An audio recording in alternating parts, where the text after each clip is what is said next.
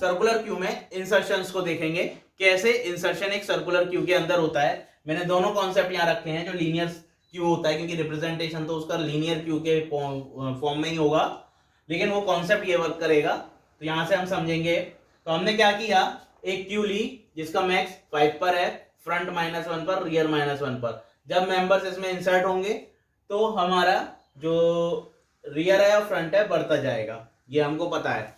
तो हमने क्या किया, मेंबर्स इंसर्ट किए। मान लीजिए यहाँ पे 10, 20, 30 ये मेंबर्स हैं, 40 है, 50 है।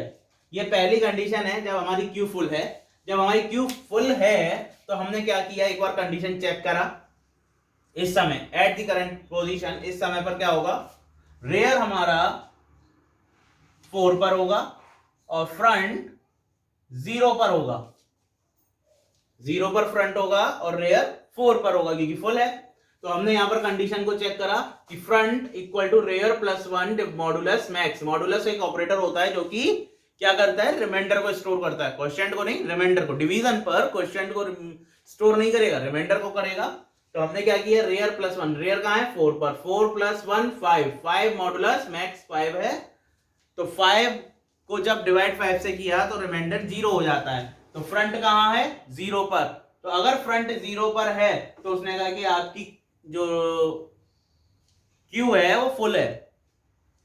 तो पहली कंडीशन अगर ट्रू हो जाती है तो इसका मतलब आप एग्जिट कर जाते हैं, तो हम यहाँ पे एग्जिट कर जाते हैं। यहां पर भी देख लेते हैं इसी कंडीशन को कि ये कैसे दिख रहा होगा। इसके मतलब है फ्रंट हमारा इस समय यहां पर है और रेयर यहां पर है, अकॉर्डिंग टू दिस। यहां पर अब बात क्या करते हैं कि अब एक काम करते हैं, यहां पर 10 को डिलीट कर देते हैं।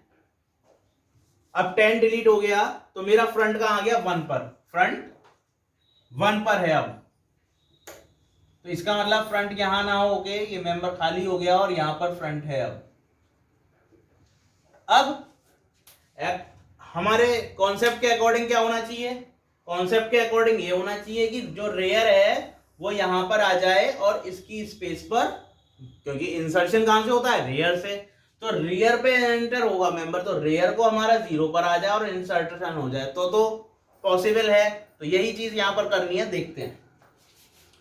तो क्या हुआ, या फिर ये कंडीशन चेक होगी और ये कंडीशन चेक होने पर फ्रंट इक्वल टू 0 नहीं होगा, इसलिए कंडीशन फॉल्स हो जाएगी। फॉल्स होने पर हम इस सेकंड कंडीशन को चेक करेंगे, क्या फ्रंट -1 और रियर -1 पर है, नहीं है, ऐसी कंडीशन नहीं है हमारे पास, क्योंकि फ्रंट 1 पर है और रेयर 4 पर है, ऐसी कंडीशन नहीं थी।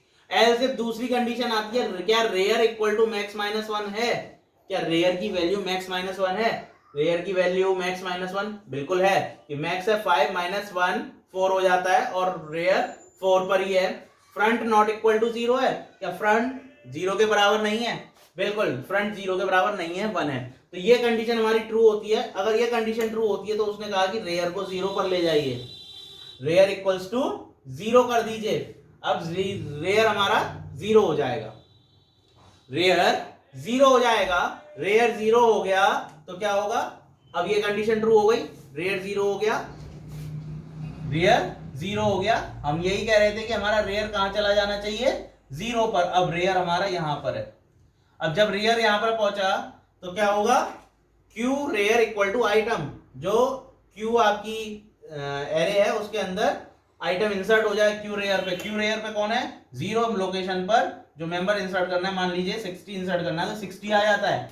तो इस तरीके से हमने देखा कि रेयर 0 पर आया जो फ्रंट था जहां पर, और फ्रंट की स्पेस हमने रेयर में यूज करी।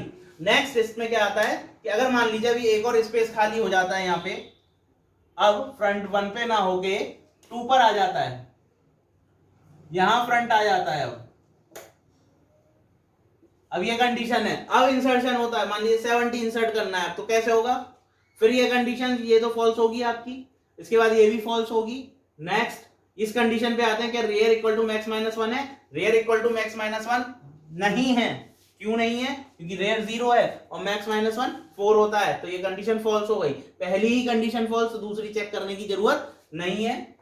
नेक्स्ट एल्स की कंडीशन आ जाएगी, rear equal to rear plus one कर दीजिए। रेयर प्लस वन कितना होगा? रेयर प्लस वन होगा 1, रेयर प्लस वन 1, क्योंकि 0 पे था 1, मॉडुलस 5 क्या होगा? 1 डिवाइड बाई 5,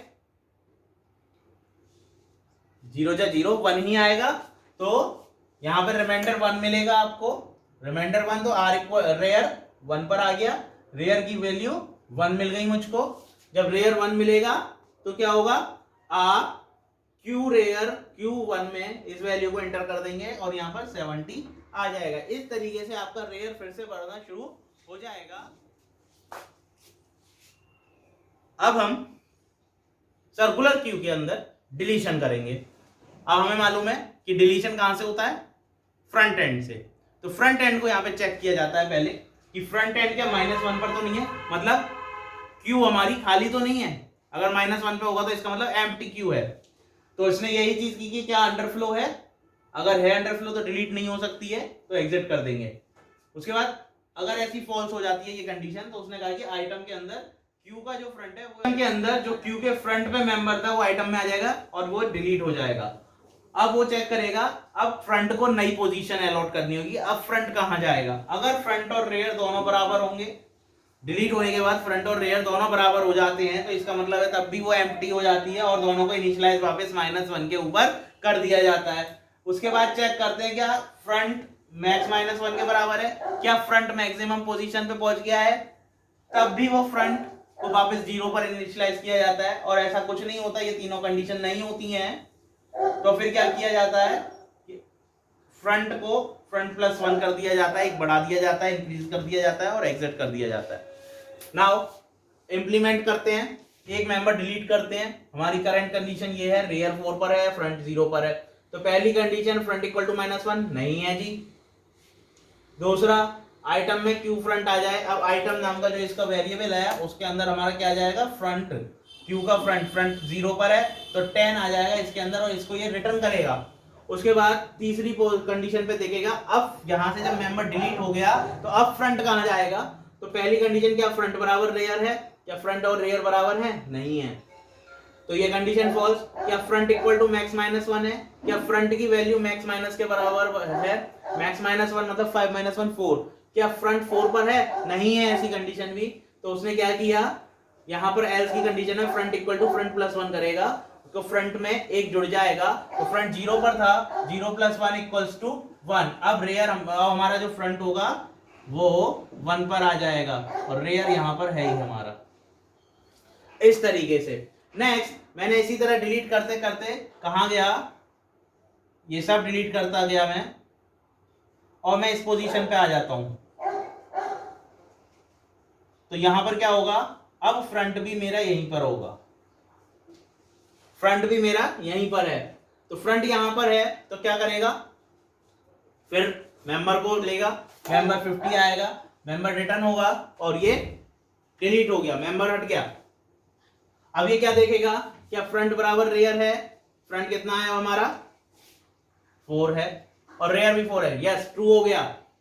ट्रू होने पर देख लीजिए क्यू खाली है, क्यू एम्प्टी है जिस समय पर फ्रंट और रेयर बराबर हुए, इसीलिए दोनों को -1 पर वापस इनिशियलाइज कर दिया जाता है जिससे कि स्टार्टिंग से दोबारा से इंसर्शंस हो सकें।